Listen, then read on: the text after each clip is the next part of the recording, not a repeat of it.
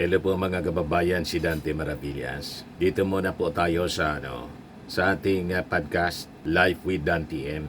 Bigyan ko kayo ng progress ng retrieval operations na ginagawa ng mga members ng Philippine Coast Guard sa mga buto, skeletal remains ng mga missing sa Bungeros. So as of this time mga kababayan, 5 sako na ang nare-retrieve. And sinagot na rin ng ating mga authorities yung mga akusasyon ng mga critics, lalo na po ng mga DDS. Nagiging very defensive po yung mga DDS. After na ihayag po ni DOJ Secretary Boying Rimolya na yung mga sangkot na pulis dito po sa missing sa Bungeros, the same doon na sa mga sangkot sa AJK. Kaya yung mga DDS po nagiging very defensive.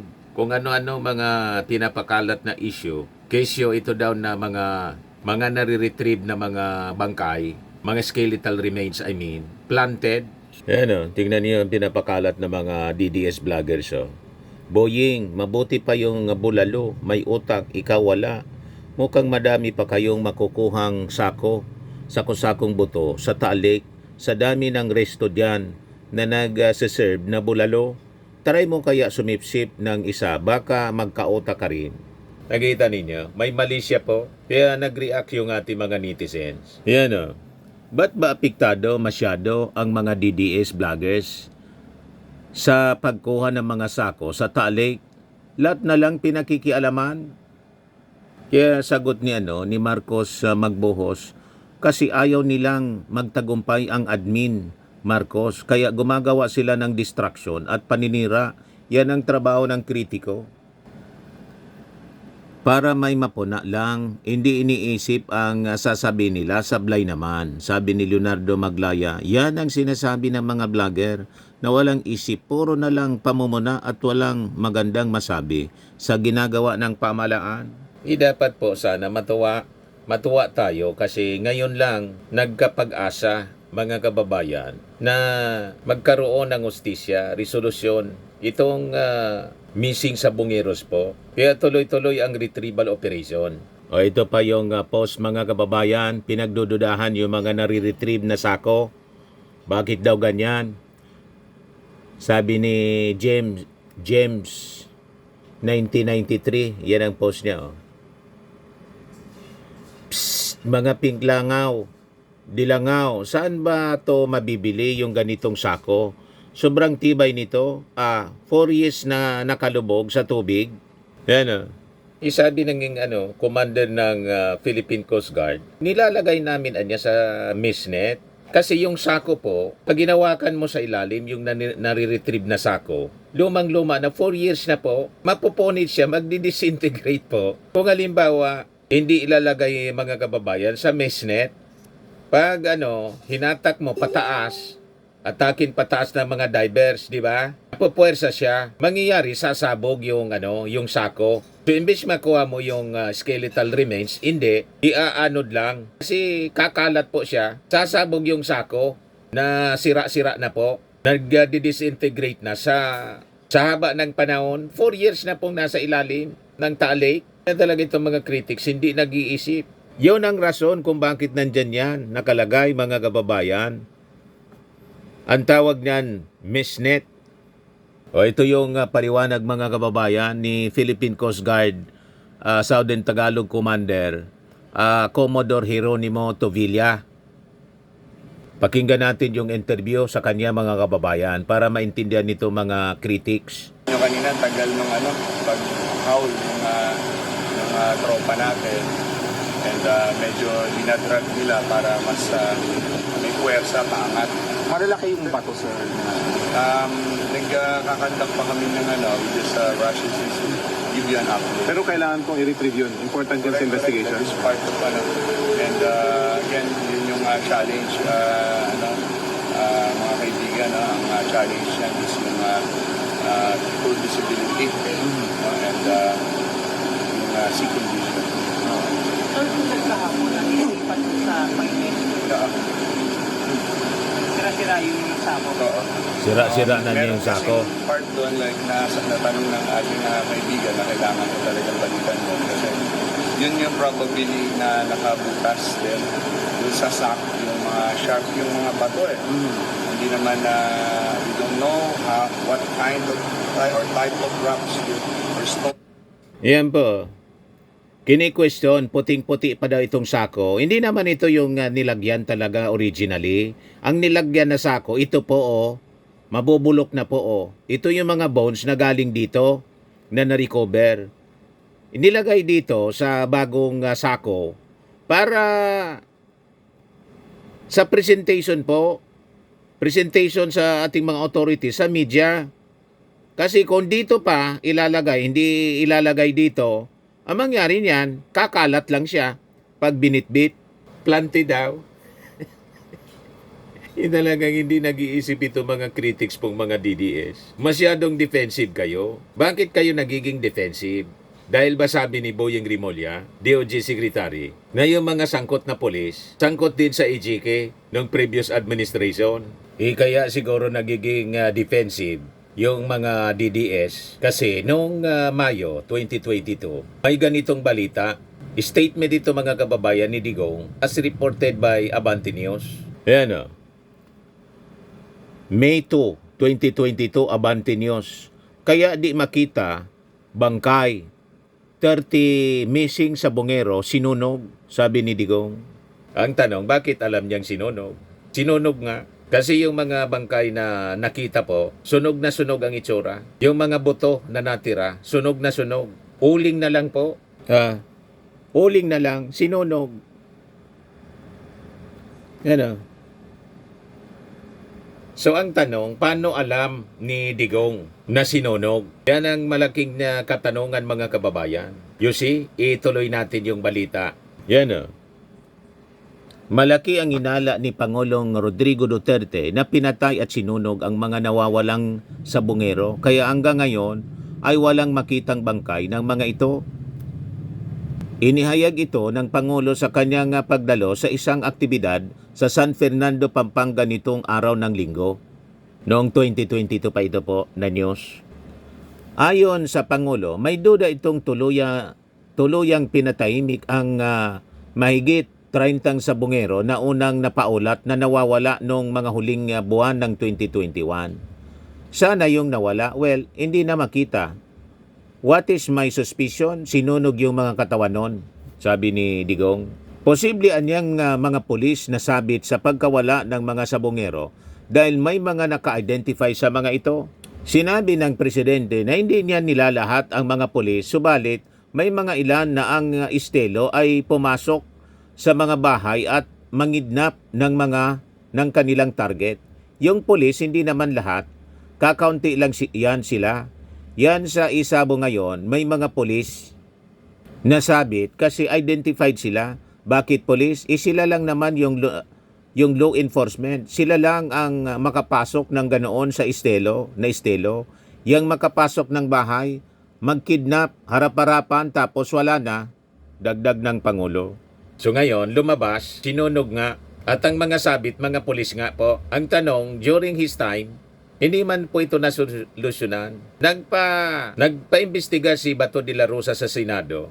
Clinose yung investigation na walang solusyon. Hanggang kay patidungan lang, mga kababayan. Hindi maituro kung sino yung mastermind. You see? Ngayon po, naintindihan na natin kung bakit defensive ang mga DDS. After na sabihin po ni Boyeng Rimulya na yung mga sabit na polis, sabit din sa EJK. So, lumilinaw na mga kababayan yung kwento, lalo't lumabas sa balita na nung panahon ni Digong, mismong si Digong nagsabi, ang suspect sa kuan niya, sinunog. Ngayon, confirm sinunog. Paano nahulaan mga kababayan ni Digong na sinunog? Yan ang malaking tanong mga kababayan. Kaya wala silang tigil sa propaganda po, yung mga DDS. Ito yung latest. Pinablis ng Optics. Isang propagandistang page. Taal Lake Bones, Marcos Regime's Chief Diversion and the Rotten Stance of Desperation. Ngayon lang, published ng Optics Politics, July 13, 2025. DOJ claims Isabong victims were dumped in Taal Lake and suddenly a sack of bones appears. But the sack looks too new. Skulls are missing and it might just be animal remains from the 2020 eruption. Worse, this discovery pops up exactly as documents from the US linked First Lady Lisa Marcos to the cocaine death of Juan Paulo Tantoco in LA. They will spin anything, even a sack of bones, to protect the Marcos family and bury the truth. Don't fall for it. Demand answers. Demand the hair follicle drug test. Kita ninyo mga kababayan? Paano ginagawa ito na diversionary tactic na tungkol sa Tungkol sa mga missing sa bungeros. Na ang missing sa bungeros, matagal na to. Di ba?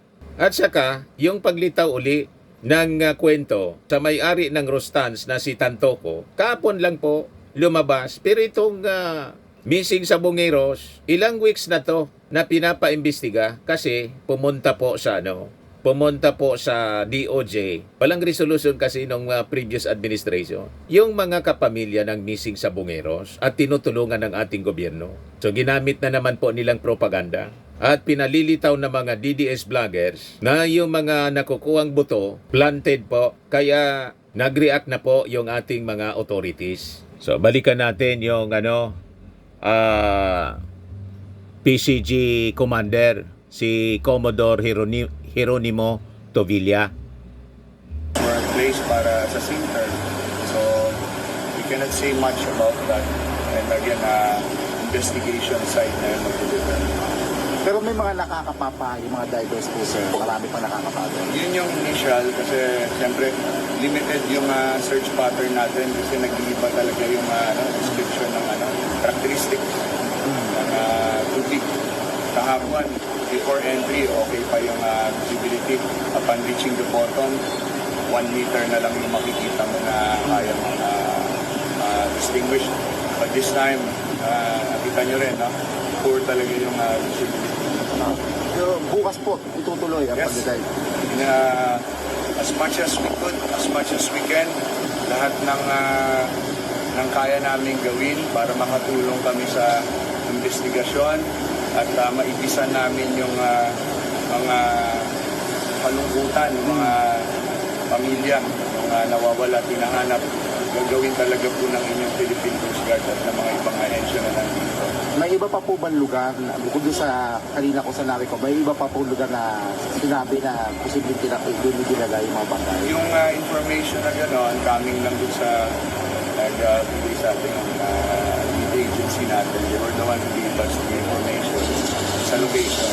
Mapalad din kami dahil without that lead, na may nag-attest na itong banda, mas nalilesen yung aming search area. Kasi kung before, lang siya, straight on, general, na kinapon sa lake. So, malaki yan. So, good thing that that right agency was given information about sa area to look. So, more than 30 kami and meron kaming mga plans. Of course, may mga medical check-up yung mga tropa and iniisa-isa namin yung condition nila every dive. So, from time to time, may naka-standby or resting. Ganun yung gagawin natin para hindi naman natin na they are our workforce right now. This is a diving operation right now. So, yung i-preserve yung healthiness ng mga divers natin to continue the operation yun ang pinaka-importante. So sir, hindi na kailangan ng mga robotic We will be utilizing that. But of course, yung depende sa pagsusuri natin. Iba pa rin yung may senses yung human compared to robotics. Lalo na kung full visibility at meron ka talagang hinahanap na object that seems suspicious.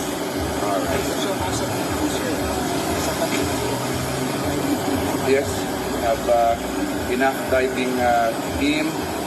The gears are there. So as we go on with the operation, siyempre may mga logistical support that needs to be replenished. Yan lang yung natin. We're very privileged because our command is helping us and there are also other partner agencies providing us equipment. Even yung mga boats ng ibang pinapahiram kami, like the DNR, the Philippine National Police Maritime Group, they're there providing support sa amin. Yan po yung report ng Philippine Star. Interview with 5 sako na with Commodore Jeronimo Tovilla. 5 sako na po yung nare-retrieve nila in the last 3 days ng retrieval operations. Kaya sabi ni PCG spokesman Captain Noemi Kayabyab, pinabulaanan niya yung mga allegations that the sacks were planted. Sabi niya, we are part of an official criminal investigation. We follow strict procedures and maintain transparency before, during, and after our operation, sabi po niya. The goal niya of every diving operation is to bring justice and truth. To enhance the search, a remotely operated underwater vehicle or ROV is expected to arrive on site on Monday. Mounted on a PCG vessel, the ROV can scan depths up to 1,000 feet and seen as a crucial asset in overcoming the lake's poor visibility. Marky kasi sa ilalim, malabo masyado. 1 meter na nga lang po. Halos hindi makapenetrate yung pananaw, paningin. Malabo masyado. Murky water doon sa ilalim ng Taal Lake. Tapos ginagawa ng issue itong mga DDS, nagiging very defensive kayo. Bakit hindi lang kayo matuwa na ginagawa ng ating gobyerno ang lahat para mabigyan ng hustisya itong mga missing sa Bungeros? Kaya kaduda-duda po yung mga ginagawa ninyong mga black propaganda. May mali siya po. Lalabas at lalabas po ang totoo in the coming days. Sobrang hirap po ang ginagawa ng ating mga authorities. Yan po.